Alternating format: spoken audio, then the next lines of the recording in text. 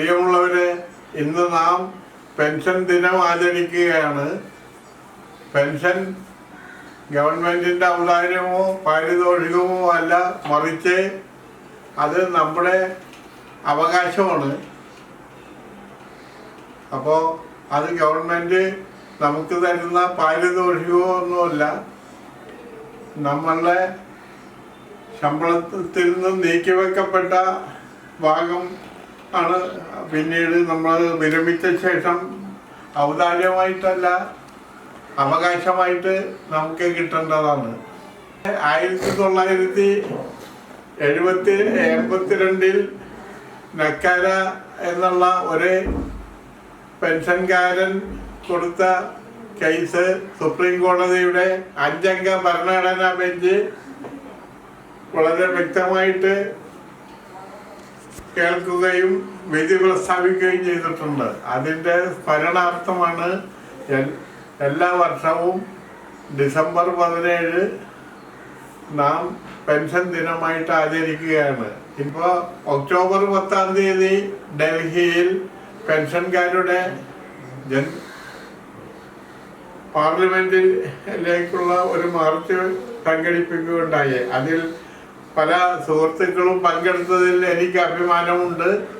ആ സുഹൃത്തുക്കളെ ഞാൻ ഈ സന്ദർഭത്തിൽ അനുമോദിക്കുകയാണ്, അഭിനന്ദനങ്ങൾ അറിയിച്ചുകൊള്ളുന്നു. നിങ്ങളെ കാണാനും ഇത്രയും കാര്യങ്ങൾ പറയുവാനും സാധിച്ചതിൽ എനിക്ക് അങ്ങേയറ്റം നന്ദിയുണ്ട്. നിങ്ങൾക്കെല്ലാം എൻ്റെ എല്ലാവിധ ആശംസകളും അഭിവാദ്യങ്ങളും അർപ്പിച്ചുകൊണ്ട് ഉപസംഹരിക്കുന്നു. നന്ദി.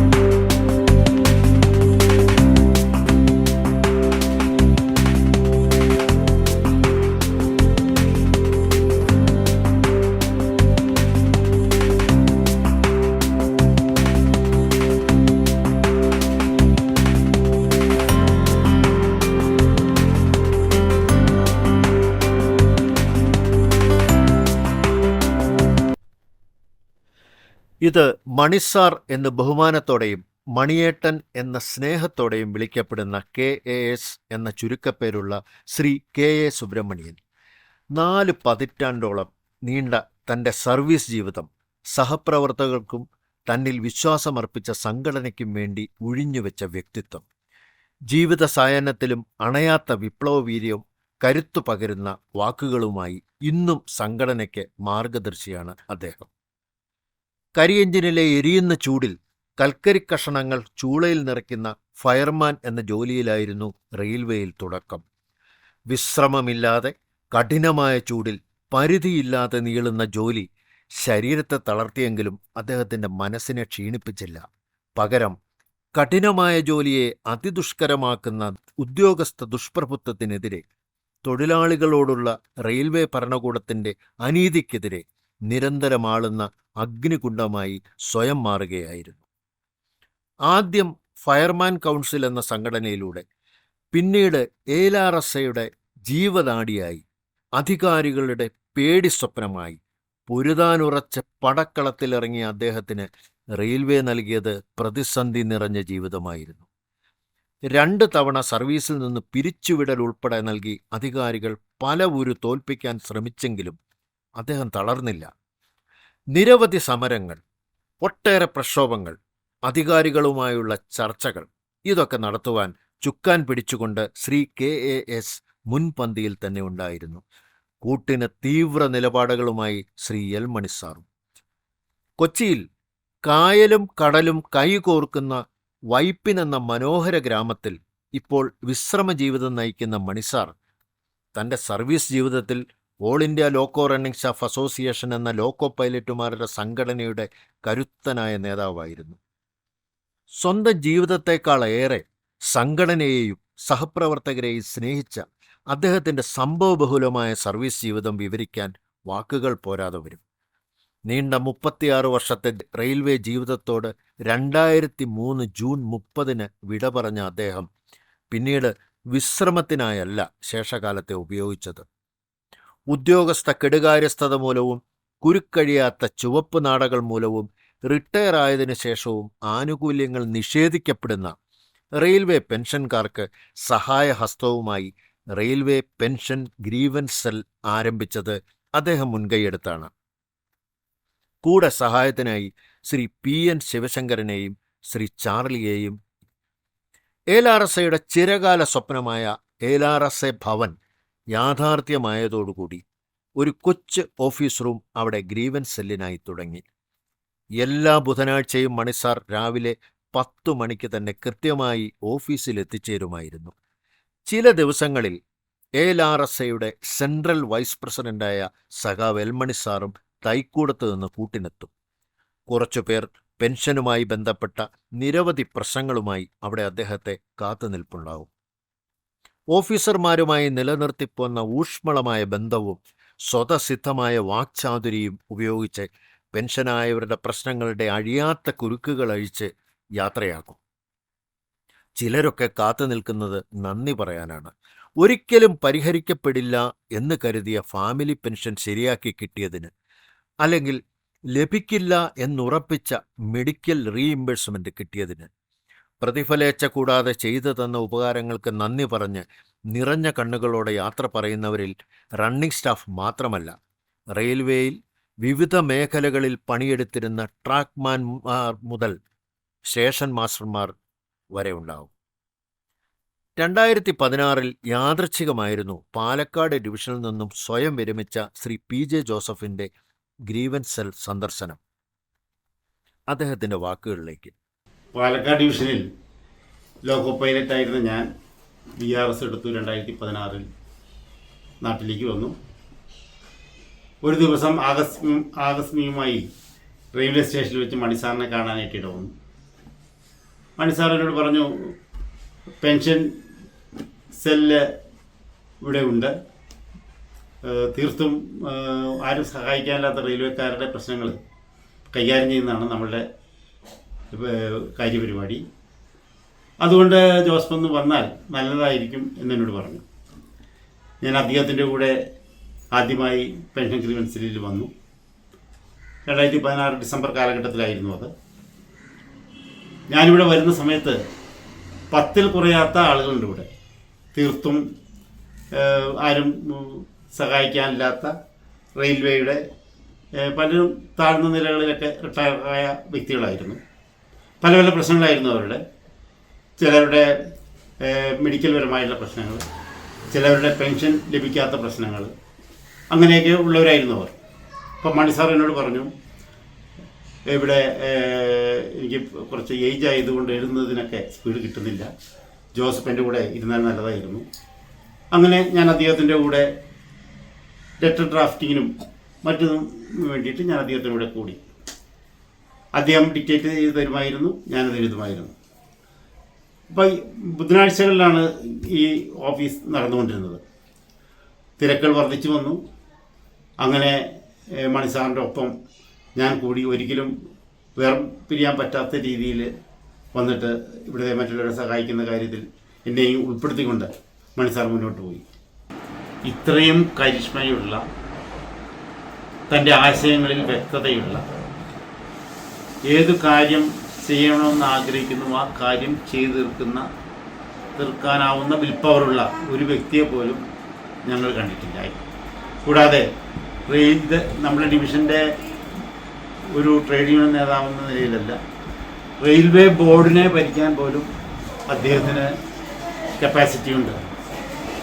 അത്രയ്ക്ക് അപാരമായിട്ടുള്ള ബുദ്ധിവൈഭവവും ലോജിക്കും റീസണബിലിറ്റിയും ധൈര്യവും അപാരമായുള്ളൊരു വ്യക്തിയായിട്ടാണ് ഞങ്ങൾക്ക് അനുഭവപ്പെട്ടിട്ടുള്ളത്. എന്നും അദ്ദേഹത്തിൻ്റെ ആ ഒരു ജീവിതചരിത്രം ഞങ്ങളെന്നും സ്മരിക്കും. ഞാൻ 2020 കോവിഡ് സമയത്താണ് റിട്ടയർ ആയത്. അപ്പോൾ അതിൻ്റെ റിട്ടയർമെൻറ്റ് ഫംഗ്ഷനിൽ LRSA ഭാരവാഹികളും മണിസാർ ഉൾപ്പെടെയുള്ളവർ എന്നോട് അഭ്യർത്ഥിച്ചു, റിട്ടയർമെൻറ്റിന് ശേഷമുള്ള കാലം ഇവിടെ വന്നിരിക്കാമോ, ഞങ്ങളെയൊക്കെ ഒന്ന് സഹായിക്കാമോ എന്ന് ചോദിച്ചപ്പോൾ ഞാൻ പറഞ്ഞു തീർച്ചയായിട്ടും വരാമെന്ന് പറഞ്ഞു. നെക്സ്റ്റ് ബുധനാഴ്ച, അടുത്ത ബുധനാഴ്ച മുതൽ ഞാനിവിടെ വരാൻ തുടങ്ങി. വന്നു കഴിഞ്ഞപ്പോൾ എനിക്ക് മനസ്സിലായി വളരെ അത്യാവശ്യം. അതിനുശേഷം മണിസാറിന് ആരോഗ്യം അനുവദിക്കാതായി, അദ്ദേഹം വരാതായി. പിന്നെ ഞാനും ജോസഫും കൂടിയാണ് പിന്നെ ഇവിടെയുള്ള കാര്യങ്ങളൊക്കെ നോക്കാൻ തുടങ്ങിയത്. പതിയെ നമ്മളുടെ വിവരങ്ങളൊക്കെ വെളിയിൽ അറിഞ്ഞു തുടങ്ങിയപ്പോൾ കൂടുതൽ ആളുകൾ വരാൻ തുടങ്ങി, തിരക്ക് വർദ്ധിക്കാൻ തുടങ്ങി. പിന്നെ റിട്ടയേർഡ് LRC എന്നുള്ള തലം വിട്ടിട്ട് റിട്ടയറായ എല്ലാ പെൻഷൻകാരെയും സഹായിക്കണം എന്നുള്ള മണിസാറിൻ്റെ കൂടി ആഗ്രഹവും അതിലൊരു ശരിയും കണ്ടപ്പോൾ ഞങ്ങളെല്ലാവരെയും എൻ്റർടൈൻ ചെയ്യാൻ തുടങ്ങി. അങ്ങനെ തുടരുകയാണ്. ഇപ്പോൾ വളരെയധികം തിരക്കുണ്ട്. ഒരുപാട് ആളുകൾ ആശ്രയമായിട്ട് കാണുന്നത് ഇപ്പോൾ നമ്മുടെ LRC പെൻഷൻ. മണിസാറിൻ്റെ ആരോഗ്യം മോശമായതിനെ തുടർന്ന് അധികം വരാൻ തയ്യാറായിരുന്നു. ആ അവസ്ഥയിൽ പോലും വരാൻ തയ്യാറായിരുന്നു. പക്ഷേ ഞങ്ങൾ അദ്ദേഹത്തെ സ്നേഹപൂർവ്വം അതിൽ നിന്ന് വിലക്കി. കാരണം അദ്ദേഹത്തിൻ്റെ ആരോഗ്യം പ്രധാനപ്പെട്ടൊരു കാര്യമായിരുന്നു. അതുകൊണ്ട് അതിനുശേഷം അധികം വരുന്നില്ലെങ്കിലും എന്തെങ്കിലും സംശയങ്ങളും കാര്യങ്ങളും നിരന്തരം അദ്ദേഹവുമായിട്ട് ഞങ്ങൾ ഷെയർ ചെയ്തിരുന്നു. ഇപ്പോഴും വളരെയധികം അറിവും ജ്ഞാനവും പക്വതയുമുള്ള വ്യക്തിയാണ് അദ്ദേഹം. കൂടാതെ ഒരു വർഷം ഞങ്ങൾ ഏകദേശം കൈകാര്യം ചെയ്തത് 350-ൽ പരം ഗ്രീവൻസസ് തീർപ്പാക്കുന്നുണ്ട്. അതിൽ പലതും സാറിൻ്റെ അഡ്വൈസോടും കൂടിയിട്ടാണ് തന്നെയാണ് ഞങ്ങൾ തീർപ്പാക്കുന്നത്. പിന്നെ അദ്ദേഹത്തിൽ കണ്ട 2-3 കാര്യങ്ങളിൽ ഞങ്ങൾ ഏറ്റവും കൂടുതൽ ആകർഷിച്ചിരിക്കുന്നത് അദ്ദേഹത്തിന് അപാരമായിട്ടുള്ള ധൈര്യവും ഏത് ഉന്നത ഉദ്യോഗസ്ഥരെ പോലും സംസാരത്തിലൂടെ തൻ്റെ വഴിയിലൂടെ കൊണ്ടുവരാനുള്ള ആ ഒരു കപ്പാസിറ്റിയും അദ്ദേഹത്തിൽ കൂടുതലായി ഞങ്ങൾ ആരിലും കണ്ടിട്ടില്ല. കൂടാതെ അദ്ദേഹം സ്വന്തം താല്പര്യങ്ങളെക്കാൾ മുന്നിൽ വയ്ക്കുന്നത് അവരുടെ താല്പര്യങ്ങളാണ്. ഒരു വ്യക്തിക്ക് ആരുമായിക്കൊണ്ടിട്ട് ഒരു പ്രശ്നം ഉണ്ടായാൽ അത് തീർക്കുന്നത് വരെ അദ്ദേഹം സ്വസ്ഥനാവുകയില്ല. എവിടെ പോയി ആരെ കാണാനും എന്ത് ചെയ്യാനും അദ്ദേഹം സന്നദ്ധനാണ്. പിന്നെയുള്ളൊരു കാര്യം പറയുന്നത് നമ്മളുടെ ഒരു കൂട്ടായ്മ തന്നെ എനിക്ക് തോന്നുന്നു അദ്ദേഹത്തിൻ്റെ വ്യക്തിത്വത്തിൻ്റെ ആ ഒരു ഔട്ട്കമായിട്ട് ഞങ്ങൾ വിശ്വസിക്കുന്നു. കാരണം അദ്ദേഹത്തെ പോലെ ഒരു ലീഡർ ഉണ്ടായിരുന്നില്ലെങ്കിൽ നമ്മളുടെ കൂട്ടായ്മ ഇത്ര ശക്തമായിരുന്നില്ല എന്നും ഞങ്ങൾ കരുതുന്നു. താൻ നേരിട്ട ചില ആരോഗ്യ പ്രശ്നങ്ങൾ മൂലം ബുധനാഴ്ച തോറും ഓഫീസിലെത്തുക എന്നത് ശ്രമകരമായി മാറിയപ്പോൾ പെൻഷനേഴ്സ് ഗ്രീവൻസ് സെല്ലിൻ്റെ നടത്തിപ്പ് ശ്രീ PJ ജോസഫും എറണാകുളത്ത് നിന്ന് വിരമിച്ച ശ്രീ ഷംസുദ്ദീനും ഏറ്റെടുത്തു. പെൻഷനുമായി ബന്ധപ്പെട്ട നൂലാമാലകളുമായി ആഴ്ചയിൽ ഒരു ദിവസം ഓഫീസിലെത്തുന്നവർക്ക് സഹായഹസ്തമാവാൻ സ്വയം സന്നദ്ധരായി ഇവർ മുമ്പോട്ട് വന്നത് മണിസാറിന് ഏറെ ആശ്വാസം പകർന്നു. രണ്ടുപേരും LRSയുടെ കറകളഞ്ഞ പോരാളികൾ. പോരാത്തതിന് ഇന്ത്യൻ പ്രതിരോധ മേഖലയിലെ പ്രവർത്തന പാരമ്പര്യവും. ഇപ്പോൾ പെൻഷനേഴ്സ് ഗ്രീവൻസ് സെല്ലിൻ്റെ പ്രവർത്തനം ഇവർ രണ്ടുപേരുടെയും കൈകളിൽ ഭദ്രമാണ്.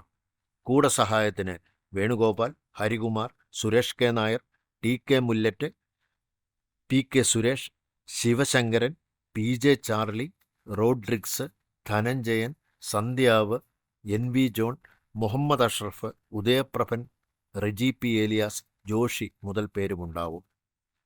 എങ്കിലും സുഗമമായി ഈ പെൻഷനേഴ്സ് സെൽ പ്രവർത്തിച്ചു പോരുന്നതിൻ്റെ ഊർജം മണിസാറാണ് എന്നതാണ് വസ്തുത.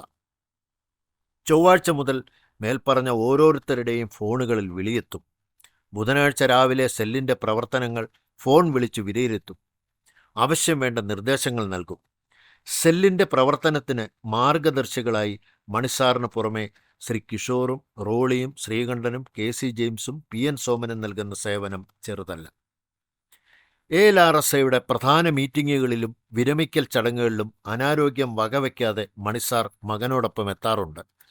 വീര്യം ചോരാത്ത വാക്കുകൾ കേൾക്കാനായി, സമരചരിത്രങ്ങൾ അയവിറക്കാനായി, ഓർമ്മകൾ പുതുക്കാനായി കാത്തിരിക്കുന്നവരുടെ അടുത്തേക്ക്. പുതുതലമുറയ്ക്ക് പ്രചോദനമാണ് അദ്ദേഹത്തിൻ്റെ ജീവിതമാകുന്ന പുസ്തകം. ഒരു പുരുഷായുസ് മുഴുവൻ സംഘടനയ്ക്ക് വേണ്ടിയും സഹപ്രവർത്തകർക്കു വേണ്ടിയും സർവീസ് ജീവിതം ജീവിച്ചു തീർത്ത അദ്ദേഹത്തിന് ഒരു പറ്റം സഹജീവികളുടെ സ്നേഹം മാത്രമാണ് സമ്പാദ്യമായുള്ളത്. പിന്നെ റെയിൽവേ ഭരണകൂടത്തിൻ്റെ നീതി നിഷേധത്തിനെതിരെ നിരന്തരം എരിഞ്ഞ കത്തിയമരാത്ത കനൽ ജ്വലിക്കുന്ന മനസ്സും. രാഷ്ട്രീയ മത ജാതി വൈരം തൊഴിലാളികളുടെ ഐക്യത്തെ ദുർബലപ്പെടുത്തുന്ന വർത്തമാനകാലത്ത് മണിസാറിൻ്റെ ജീവിതമെന്ന പാഠപുസ്തകം പുതുതലമുറയ്ക്ക് പ്രചോദനമാകണം.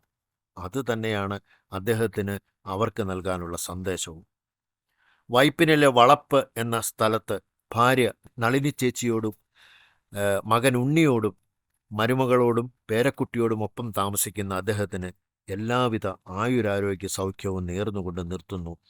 ALRSA സിന്ദാബാദ്, വർക്കേഴ്സ് യൂണിറ്റി സിന്ദാബാദ്. തീക്കടൽ കടഞ്ഞെടുത്ത തീക്ഷ്ണ സമരചാരുതേ, നമ്മെയൊന്നായി ചേർത്തണയ്ക്കും മുഗ്ധവാത്സല്യമേ. തീക്കടൽ കടഞ്ഞെടുത്ത തീക്ഷ്ണ സമരചാരുതേ, നമ്മെയൊന്നായി ചേർത്തണയ്ക്കും മുഗ്ധവാത്സല്യമേ. ഇരുളകറ്റും വഴിവിളക്കായി തെളിയണം ചിരം, ഇരുളകറ്റും വഴിവിളക്കായി തെളിയണം ചിരം. ഇനിയുമേറെ കാതമുണ്ടി സമരപാതയിൽ, സമരപാതയിൽ, സമരപാതയിൽ.